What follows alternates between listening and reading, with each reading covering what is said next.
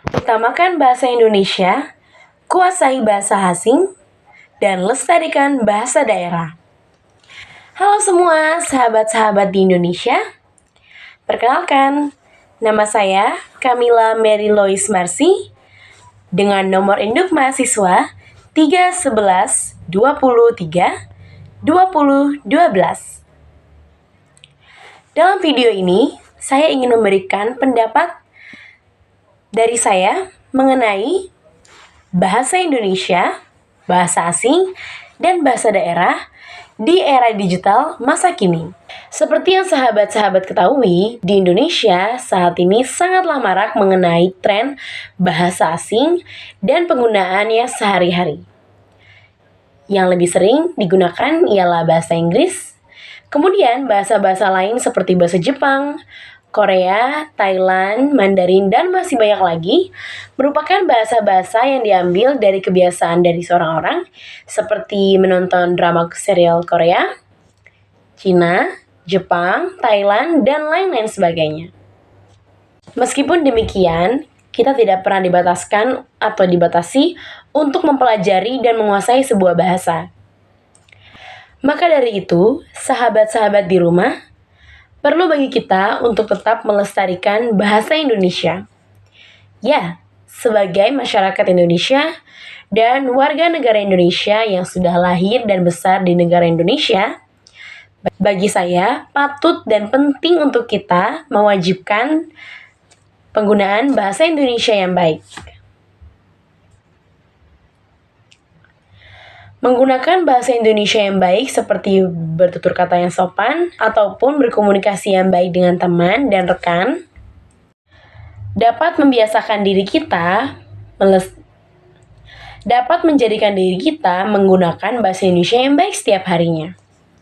Dengan menggunakan bahasa Indonesia yang baku, baik dan sesuai, kita sebagai masyarakat Indonesia dapat mengetahui arti, makna, dan tujuan dari percakapan tersebut.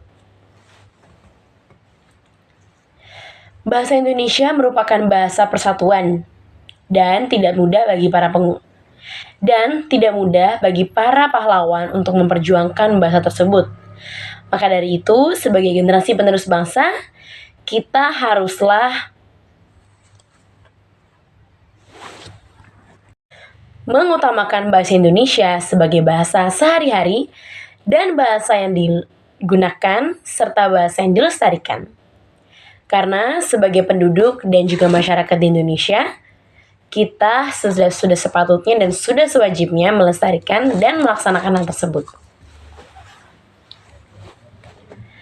Contoh-contoh penggunaan bahasa Indonesia yang baik dan benar ialah menggunakan kata saya, aku, dan kamu. Hal tersebut menjelaskan bahwa itu adalah tentang diri kita, kamu, dan orang lain. Penggunaan kata yang jelas dan tepat dapat memberikan kita tujuan yang baik dan jelas dalam sebuah percakapan. Ini bukan ngomong yang penting ngomong, ya.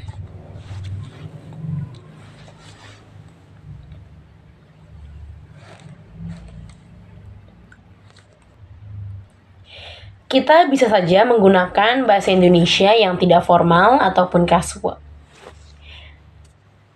terhadap teman-teman sesama atau seumuran terhadap teman-teman sebaya kita.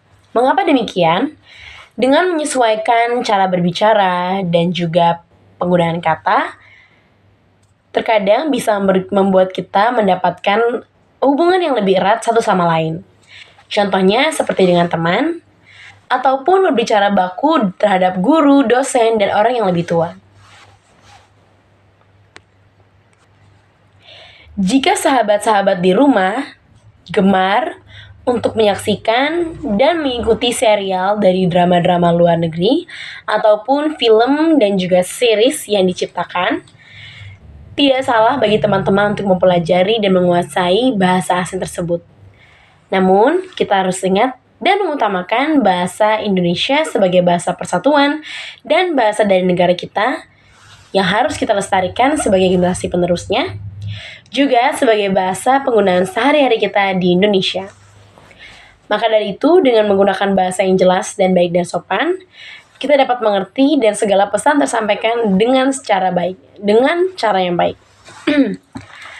Segala pesan tersampaikan dengan baik dan sopan.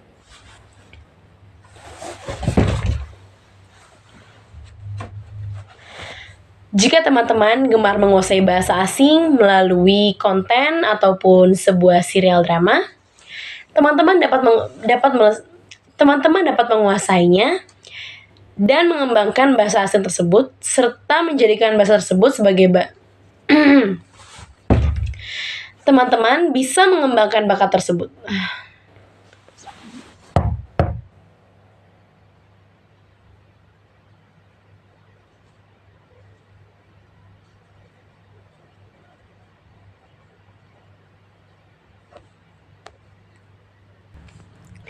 Dengan menguasai bahasa asing, kita dapat menambah wawasan kita dalam berbahasa asing, juga melatih soft skill yang kita miliki.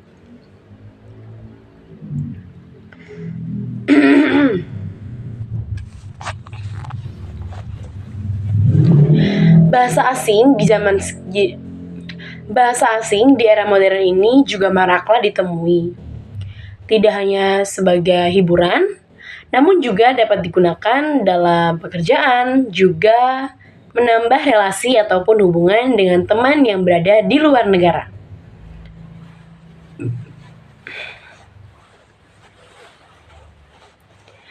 Salah satu bahasa asing yang pernah saya kuasai ialah bahasa Korea. Dengan alasan karena saya suka dan gemar sekali untuk menyaksikan serial drama Korea. Saya juga suka dan fasih berbahasa Inggris karena saat ini saya sedang berkuliah dan menempuh pendidikan sastra Inggris di Universitas Dian Nusantara semester 3.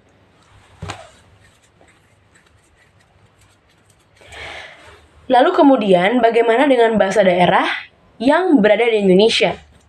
Indonesia sendiri memiliki banyak macam suku dan juga bahasa daerahnya masing-masing. Banyak macam suku dengan bahasa daerah masing-masing. Saya sendiri berasal dari Medan, Sumatera Utara, dan juga Flores, Nusa Tenggara Timur. Bahasa daerah yang saya pelajari memberikan saya bahasa daerah yang saya pelajari di kampung halaman saya berada, mengajarkan saya bahwa pentingnya dilestarikan bahasa daerah supaya tidak punah segala kelestarian nenek moyang yang sudah diberikan kepada kita semua. Sebagai generasi penerus bangsa, bahasa daerah sendiri memberikan kita ciri khas dari suku mana kita berasal dan keunikan dari suku kita. Baik, demikian video saya mengenai bahasa Indonesia, bahasa asing, juga bahasa daerah. Semoga bermanfaat. Sampai bertemu di video lainnya. Bye! Bahasa Indonesia itu sebenarnya bahasa yang miskin kosakata, and it's very true, especially compared to languages like Arabic. Hari ini saya ingin berbicara mengenai ucapan ini dan implikasinya kepada kita-kita dari Australia yang ingin berbicara dengan orang Indonesia dalam bahasanya sendiri, bukan hanya dalam bahasa yang mereka pahami. Cukup sering didengar bahwa bahasa Indonesia itu adalah sebuah bahasa yang mudah. Memang, bahasa Indonesia cukup mudah diucap. Hampir setiap huruf hanya mempunyai satu suara. Jika Anda melihat sebuah kata, walau katanya kadang-kadang panjang, selama pelan-pelan dibaca, kemungkinan besar Anda akan tahu bagaimana mengucapkannya. Mengucapkannya panjang kan, bisa bikin pusing, tapi kalau dibaca pelan-pelan jelas. Beda dengan bahasa Inggris, contohnya dengan kata though. Jika kita menambah R, though, dengan suara O menjadi through. Padahal huruf hidup nggak berubah, O bisa menjadi U. Terus kalau diambil hanya, though bisa menjadi tough. Kok GH bisa menjadi F? Ribet juga ya. Tata bahasa Indonesia juga relatif mudah. Kalau ada sebuah kalimat, misalnya saya berjalan ke pasar. Kalau gantikan kata saya dengan kata Anda, dia, atau mereka, kata-kata yang lain tidak berubah. Beda dengan bahasa Inggris. I am going to the market. She is, they are. Pusing kan? Dengan menerjemahkan ke sebuah kalimat dari misalnya bahasa Prancis. ke dalam bahasa Indonesia, kadang-kadang informasi yang berada di dalam kalimat bahasa Prancis itu bisa hilang. Misalnya, apakah kalimatnya dalam kala kini atau kala lampau, atau jenis kelamin kata-katanya. Mungkin sebuah contoh adalah la table, yaitu meja dalam bahasa Prancis. Itu harus diawali dengan kata la, bukan le, karena table itu adalah sebuah kata yang memiliki jenis kelamin perempuan dalam bahasa Prancis. Kenapa ya? Mungkin sebaiknya Anda bertanya kepada seorang Perancis, tapi pokoknya harus dihafal deh. Satu hal lagi yang bikin bahasa Indonesia relatif mudah untuk kita yang bisa berbahasa Inggris adalah cukup banyak kosakata yang diambil langsung dari bahasa kita. Dengan demikian, jika Anda tidak tahu sebuah kata dalam bahasa Indonesia, coba saja mengindonesiakan sebuah kata bahasa Inggris, siapa tahu orang mengerti.